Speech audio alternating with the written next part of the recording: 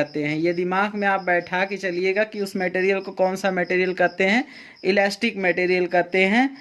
Mud belongs to which material, mud हमारा जो होता है आपको पता होगा कि मड एक प्लास्टिक मटेरियल होता है। जब हम डिफार्मिंग फोर्स हटाते हैं तो बॉडी अपने पुराने साइज एंड शेप को फाइंड नहीं कर पाती है। तो मड हमारा क्या है, एक प्लास्टिक मटेरियल है। ये दिमाग में बैठा के चलिएगा कि मड क्या है, एक प्लास्टिक मटेरियल है और वो डिफार्मिंग फोर्स हटाने पर जनरली अपने पुराने साइज एंड शेप को फाइंड नहीं कर पाती है। तीसरे क्वेश्चन पे आते हैं, when a material does not regain its shape even after the removal of deforming force then it is, अगर कोई मटेरियल पर डिफार्मिंग फोर्स हटाएं और मटेरियल अपने पुराने साइज एंड शेप को फाइंड नहीं कर पाए तो उस मटेरियल को प्लास्टिक मटेरियल कहते हैं। दिमाग में बैठा के चलिएगा।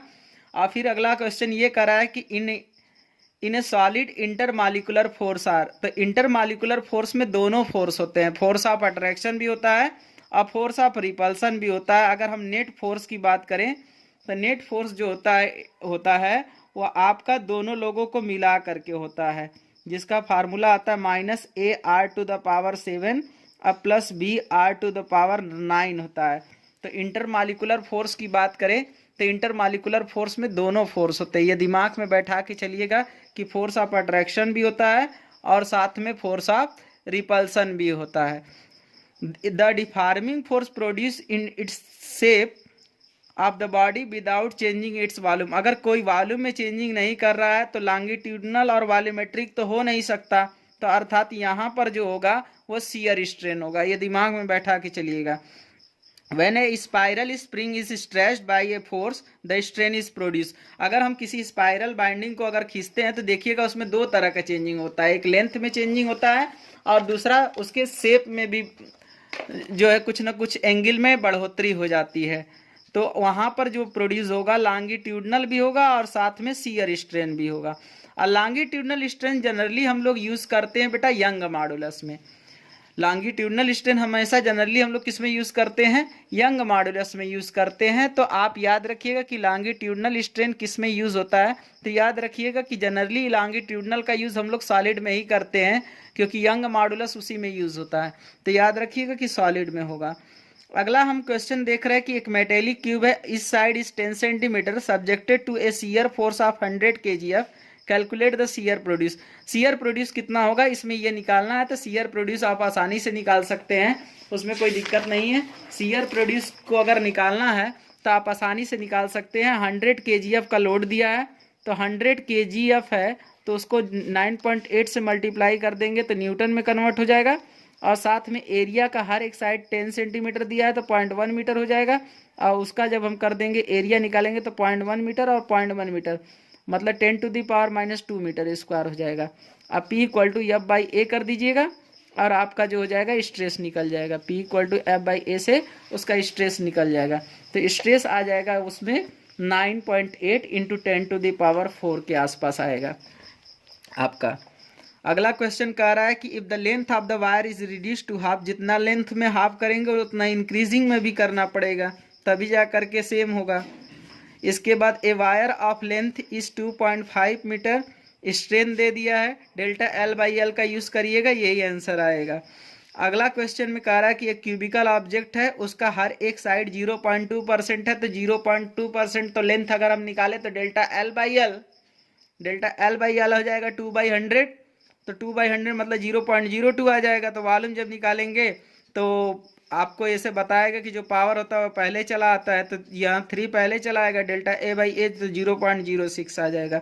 इंटरमॉलिक्यूलर फोर्स में जो होता है, जो फोर्स ऑफ अट्रैक्शन की बात करते हैं या फोर्स ऑफ रिपल्सन मतलब कोहेसिव या एडिसिव फोर्स की जो बात करते हैं, कोहेसिव या एडिसिव फोर्स की जो बात करते हैं वो याद रखिएगा कि जो इंटरमॉलिक्यूलर फोर्स में कोहेसिव या एडिसिव फोर्स होता है वो मॉलिक्यूल के बीच का जो डिस्टेंस होता है उसके अष्टम घात के व्युत्क्रमानुपाती होता है। तो याद रखिएगा कि जो इंटरमॉलिक्यूलर फोर्स में हम अगर बात करते हैं तो जनरली दो फोर्स के बारे में बात करते हैं, कोहेसिव फोर्स और adhesive force. Cohesive force same molecule के बीच में होता है और एडिसिव फोर्स जो होता है डिफरेंट मॉलिक्यूल के बीच में होता है। अगले क्वेश्चन पे आते हैं। अगला क्वेश्चन कह रहा है कि the potential energy of a molecule is given by U = AR⁴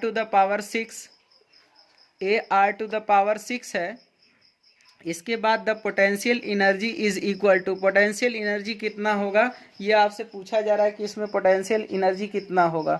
तो पोटेंशियल एनर्जी आप करिएगा, इक्विलिब्रियम का केस जब निकालना होता है तो F बराबर माइनस डेवा यू बाई डेवा आर बराबर 0 कर लीजिएगा, वहाँ से R निकाल लीजिएगा और फिर वो R की वैल्यू जब आप इसमें पुट करेंगे तो आपका पोटेंशियल एनर्जी निकल जाएगा।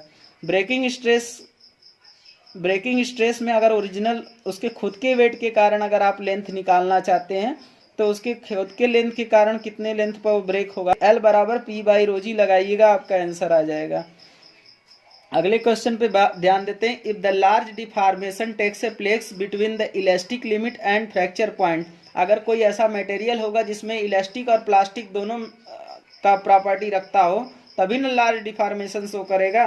जिसमें इलास्टिक और प्लास्टिसिटी दोनों का प्रॉपर्टी होगा वही शो करेगा, तो अर्थात डक्टाइल मटेरियल यहाँ पर बेस्ट आंसर होगा।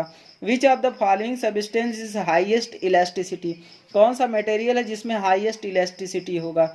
स्पंज, स्पंज मतलब समझते हैं ना, स्पंज जो सोखता होता है, और इसके बाद स्टील और रबर और फिर कॉपर, तो इसमें से कौन सा होगा, तो स्टील सबसे बेस्ट होगा।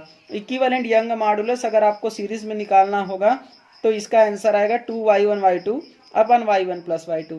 ये लेकिन याद रखिएगा कि ये फार्मूला तभी वैलिड होगा जब इक्वल एरिया और इक्वल लेंथ रहेगी तब, नहीं तो फिर ये फार्मूला फेल हो जाएगा। पैरेलल के लिए अगर हम इसी तरह लेके चलें कि पैरेलल के लिए क्या बनेगा, तो पैरेलल में हो जाएगा y1 प्लस y2 बाई 2 हो जाएगा, लेकिन ये भी फार्मूला वैलिड तभी होगा जब आपका इक्वल एरिया और इक्वल लेंथ रहेगा तब। अब एक बात और, यंग मॉडुलस जो होता है किसी मटेरियल के लेंथ पर डिपेंड नहीं करता, उसके नेचर पर डिपेंड करता है। अगर हम लेंथ 2 टाइम्स भी बढ़ा देंगे अगर, या 1.5 टाइम्स भी बढ़ा देंगे, तो अगर स्टील है तो वो कॉपर नहीं होगा।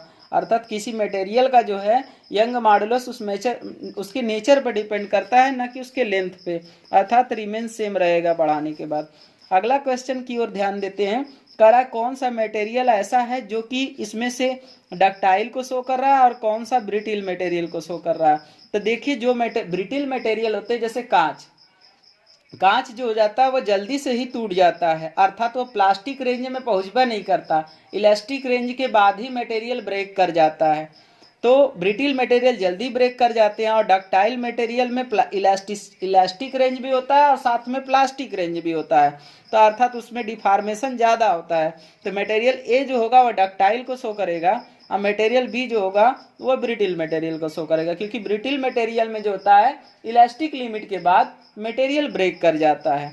और डक्टाइल मटेरियल एक ऐसा मटेरियल होता है जिसको हम जो है ज़्यादा देर तक खींच सकते। किसी एक डक्टाइल मटेरियल का अगर नाम पूछना चाहेंगे तो सोना हो सकता है, जिसका एक्सपेरिमेंट गोल्डफॉल एक्सपेरिमेंट आप रदरफोर्ड का देखे होंगे, तो इसमें डक्टाइल मटेरियल में गोल्ड का यूज़ किया गया था, क्योंकि गोल्ड एक परफेक्ट डक्टाइल मटेरियल है, उसको लार्ज अमाउंट में उसको खींचा जा सकता है, लार्ज मात्रा में खींचा जा सकता है, क्योंकि उसमें दोनों होते हैं, इलास्टिक रेंज भी होता है और साथ में प्लास्टिक रेंज भी होता है। तो ब्रिटिल मटेरियल जल्दी ब्रेक कर जाते हैं और डक्टाइल मटेरियल में इलास्टिक रेंज भी होता है और साथ में प्लास्टिक रेंज भी होता है। तो इस तरीके से 20 क्वेश्चन हो गए। ये जो भी 20 क्वेश्चन है आपको हम टेलीग्राम पर प्रोवाइड कर देंगे, सारे के सारे क्वेश्चन।